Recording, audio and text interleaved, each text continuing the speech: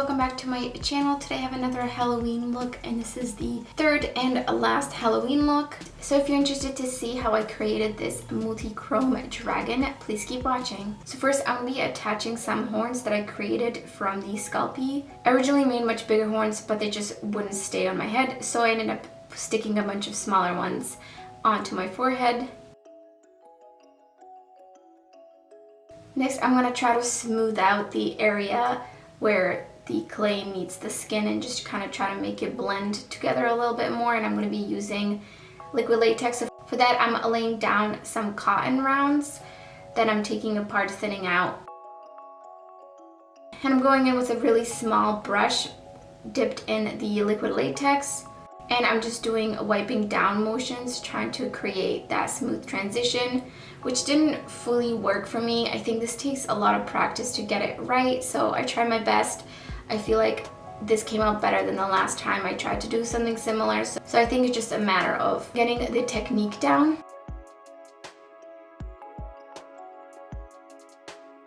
And when the first layer dries down, I'm adding on a second layer just to kind of try to blend it a little bit more. So then next, for the texture, I could have just used some fishnet stockings, but I really wanted a more dragon-like texture that kind of changes the scale size.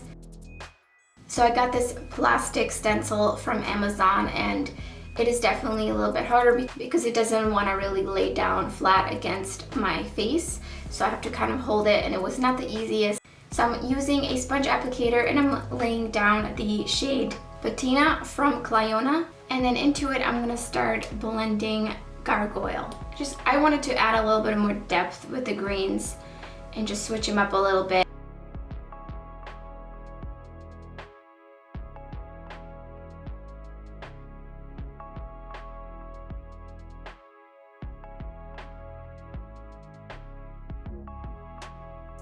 And then once I got closer to my mouth, I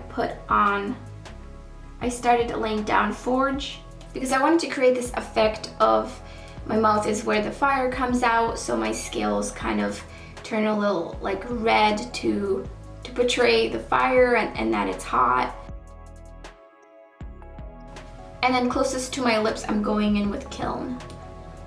Next, I'm going to be covering the horns, and I tried a fluffier flat brush and that didn't really lay down the color that well, so I switched to a flatter brush, which also didn't work as well, so I just ended up switching back to the sponge applicator. I'm not sure why I tried a different brush. I thought maybe if it was a larger I would cover more area. And again here I'm switching between Gargoyle and Patina just to create a little bit more of depth and difference in green.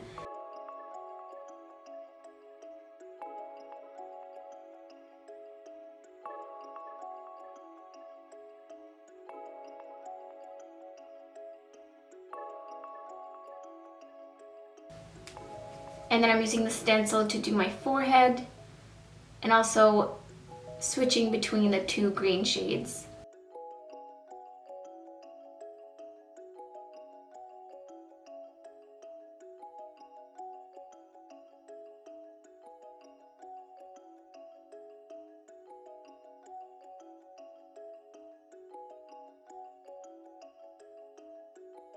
Next, I'm going to be doing the eye area, and for this I just kind of wung it, and I went in with a black eyeliner. This one's from ColourPop, and I drew lines from the bridge of my nose to underneath my eyebrows.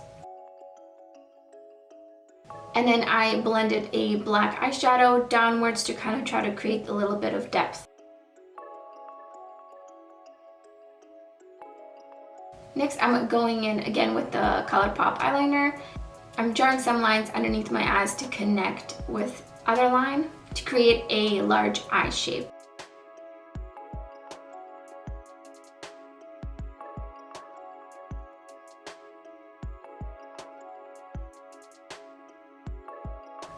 Then I'm filling in the rest of the scale texture underneath those lines, and then again blending black eyeshadow to create some depth where I put down that bottom eyeliner.